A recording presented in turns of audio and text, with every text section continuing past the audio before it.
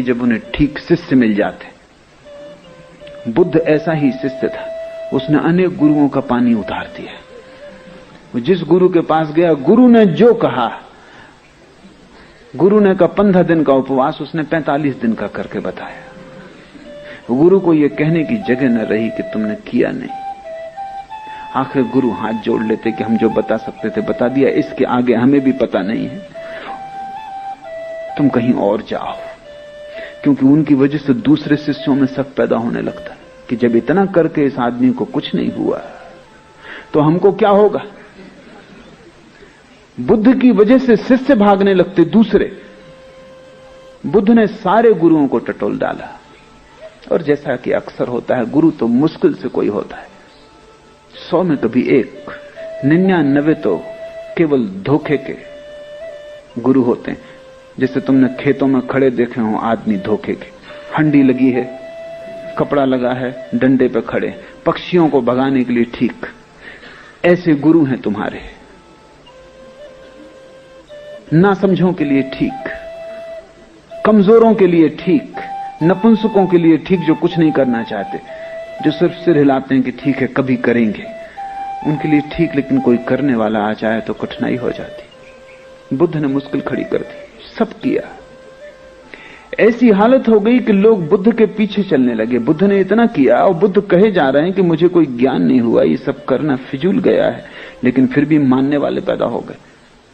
एक गुरु, आखिरी गुरु उद्दार कालाम को जब उन्होंने छोड़ा तो उसके 5 शिष्य बुद्ध के शिष्य हो गए।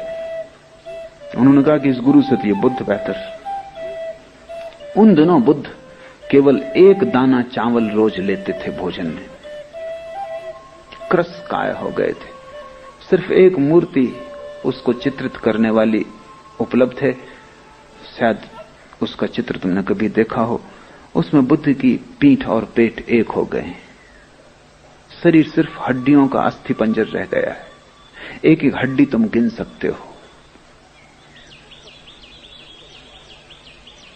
सब चर्बी खो गई है, खून सूख गया है, सिर्फ आंखें भर जीवित मालूम पड़ती, सारा मुंह धस गया है, सिर्फ चमड़ी और हड्डियां बाकी रह गई।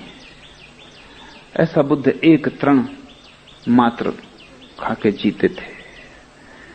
इतने कमजोर हो गए कि निरंजना नदी को पार करते वक्त बुद्ध गया के पास पार न कर सके। कमजोरी ऐसी थी, और नदी बड़ी छिछली है, कुछ बड़ी भारी नदी नहीं है,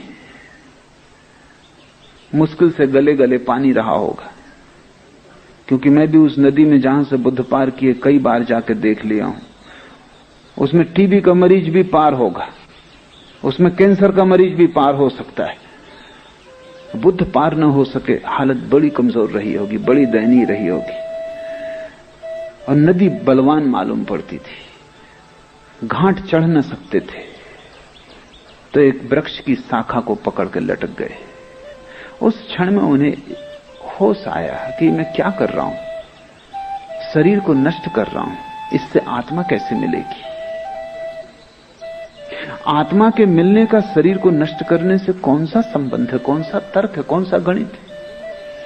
और कमजोर में इतना हो गया कि निरंजना साधारण सी नदी में पार नहीं कर पाता, और भवसागर पार करने की सोच रहा हूं, ये नहीं होगा।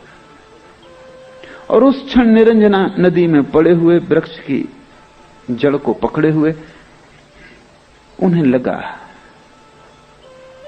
कि सब करना व्यर्थ गया, कोई क्रियाकांड कहीं ना ले जा सका। पहले मैंने संसार छोड़ दिया था, अब मैं ये त्याग तपश्चर्या भी छोड़ देता हूं। उस दिन त्याग पूरा हुआ, उस दिन कुछ भी ना बचा पकड़ने को, सब छूट गया, मुट्ठी खुल गई। बुद्ध किसी तरह बाहर निकले। जिस वृक्ष के नीचे उनको बोध हुआ, उस वृक्ष के नीचे बैठे। किसी युवती ने, गांव की, जिसका नाम सुजाता है, ऐसा उस वृक्ष के देवता के लिए कुछ चढ़ौती मानी होगी कि कोई उसकी इच्छा पूरी हो जाएगी। तो वो खीर से भरा हुआ थाल वृक्ष को चढ़ाएगी। पूर्णिमा की रात थी, उस रात वो खीर चढ़ाने आई, उसकी इच्छा पूरी हो गई थी।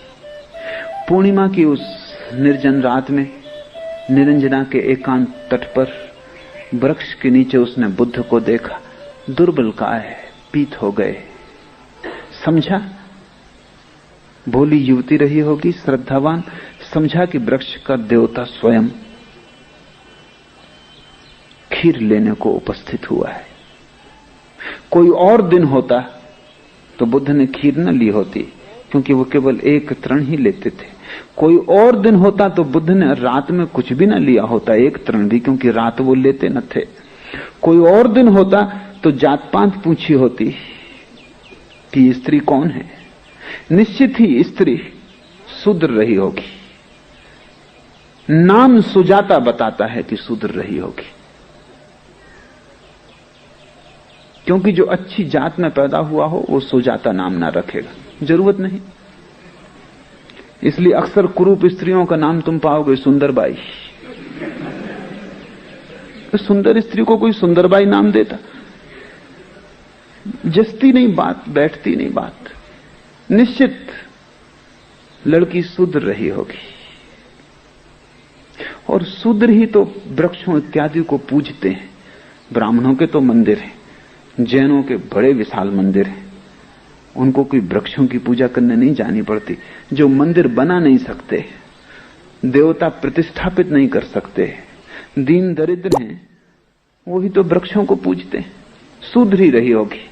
लेकिन उस रात बुद्ध ने न पूछा, पूछने की बात ही न रही।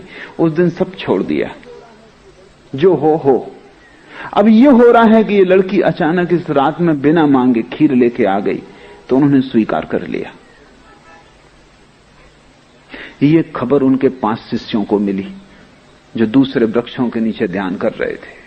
5 शिष्य जो बुद्ध की तपस्या देख के उनके पीछे हो गए थे। उन्होंने कहा, ये भ्रष्ट हो गए। शूद्र लड़की, रात का समय, और अब तक एक तृण लेता था। ये गौतम भ्रष्ट हो गया। उन्होंने तत्क्षण गौतम को छोड़ दिया, त्याग कर दिया। वैसी ही दशा कबीर की हो गई होगी। क्रिया कर्म आचार में छाड़ा, छाड़ा तीर्थ नहाना, सगरी दुनिया भई सियानी, मैं ही एक बोराना। बुद्ध के अपने 5 शिष्य भी छोड़ के चले गए कि भ्रष्ट हो गया ये आदमी, क्योंकि तुम्हारे लिए धर्म का अर्थ क्रियाकांड है।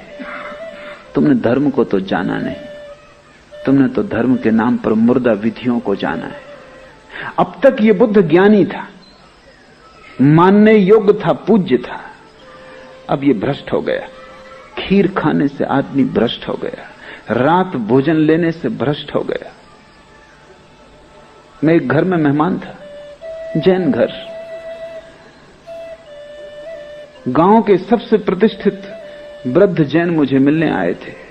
उन्होंने मेरी किताब साधना पथ पढ़ी थी और बहुत प्रभावित हुए थे, और मेरी बड़ी तारीफ कर रहे थे, ऐसे जैसे मैं 25वां तीर्थंकर। और तभी घर की गृहिणी ने मुझे आके कहा कि अब आप चलें, रात हुई जाती है, भोजन कर लें। जैन तो रात भोजन नहीं करते। और वृद्ध इतने भाव में थे कि मैंने कहा कि थोड़ी देर हो जाएगी तो हर्जा नहीं, पहले उनसे मैं बात कर लूं। फिर रात हो गई। फिर गृहिणी आई, उसने कहा देर हुई जाती है। अब उसको भी बेचैनी शुरू हो गई, क्या रात में मैं भोजन करूंगा। और जब मैंने कहा कि बस मैं स्नान कर लूं और आया, तो वृद्ध जो मेरा पैर पकड़े बैठे थे, उन्होंने तत्क्षण मेरा पैर छोड़ दिया और कहा, क्या आप रात्रि भोजन करेंगे। मैंने कहा भूख न तो दिन जानती न रात। और महावीर के जमाने में बिजली नहीं थी। अंधेरे में 90% लोग अंधेरे में भोजन करते थे। 10% जिनके पास सुविधा थी वो भी मिट्टी के दिए जलाते थे। उन दियों में भी बहुत रोशनी न थी, उल्टे उन दियों के कारण कीट पतंग आते थे। अब इस एयर कंडीशनड घर में कीड़े पतंगों के आने का उपाय नहीं। दिन हो कि रात, सूरज सदा बटन से बुझता और जलता है, उगता डूबता है। तुम क्या इसमें पंचायत की बात है, कोई हर्जा नहीं। ज्यादा उचित यह है कि आपकी बात पूरी हो जाए। वृद्ध हैं, इतने दूर चल के आए। उन्होंने कहा कि तब फिर मुझे आपको एक बात कहनी पड़ेगी कि मैं कुछ सीखने आया था, लेकिन मैं गलत आदमी के पास आ गया,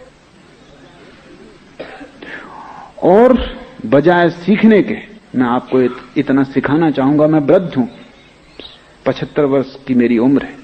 इतनी शिक्षा आपको जरूर दूंगा कि जिसको अभी इतना भी ज्ञान नहीं कि रात्रि भोजन वर्जित है, उसका सब ज्ञान व्यर्थ है, उसमें कोई सार नहीं। स्वभाव था सगरी दुनिया भई सयानी, मैं ही एक बौराना। क्रियाकांड जब छोड़ दिया होगा, कबीर ने लोगों ने कहा होगा हो गया भ्रष्ट। बुद्ध को जब ज्ञान उत्पन्न हो गया, उस रात जब शिष्य छोड़ के चले गए, उस वृक्ष के नीचे सोए, पहली दफा निश्चिंत, न चिंता रही संसार की, बाजार की, राज्य की, साम्राज्य की, न चिंता रही मोक्ष की, स्वर्ग की, परमात्मा की। उस रात बिल्कुल निश्चिंत सोए, चिंता ही न रही, पाने को कुछ न बचा, सब व्यर्थ है, सब व्यर्थ। इतना समग्र रूपेण हो गया कि चिंता न रही, कोई सपना न आया, कोई मन में उद्विग्नता न उठी। नींद थी, सो गए। सुबह 5 बजे आंख खुली, वैसी शुद्ध आंख, कुंवारी आंख जब भी खुलती तभी सत्य उपलब्ध हो जाता। कोई विचार नहीं, कोई चिंता नहीं, कोई धारणा नहीं, क्या ठीक क्या गलत, क्या करना क्या नहीं करना, कोई ऊहापोह नहीं, सीधी सादी कुंवारी आंख। आखिरी तारा डूबता था और बुद्ध को परम ज्ञान उपलब्ध हुआ। उस डूबते तारे के साथ ही पुराना आदमी समाप्त हो गया, नए का जन्म हुआ। चेतना पुरानी लीन हो गई, नई चेतना जन्म गई। उस क्षण बुद्ध ने जाना कि सत्य कुछ करने से नहीं मिलता, सिर्फ आंख खोलने की बात है, सिर्फ होश, स्मरण, जागृति।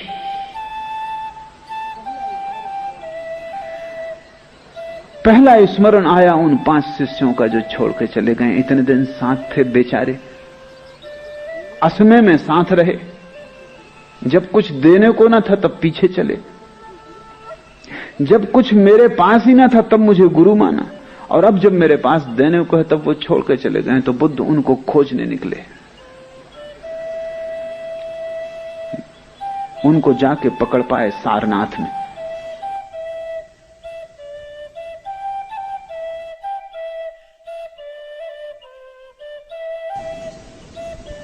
जब उन्होंने देखा बुद्ध को आते हुए दूर से एक टीले पर बैठे हुए, तो उन 5 ने तय किया ये भ्रष्ट गौतम आ रहा है, हम ना तो उठ के इसको आदर दें और ना नमस्कार करें, न इतना हम इसकी तरफ पीठ कर लें। अगर इसको आना हो खुद आ जाए, बैठना हो खुद बैठ जाए, हम ये भी ना कहें कि बैठो।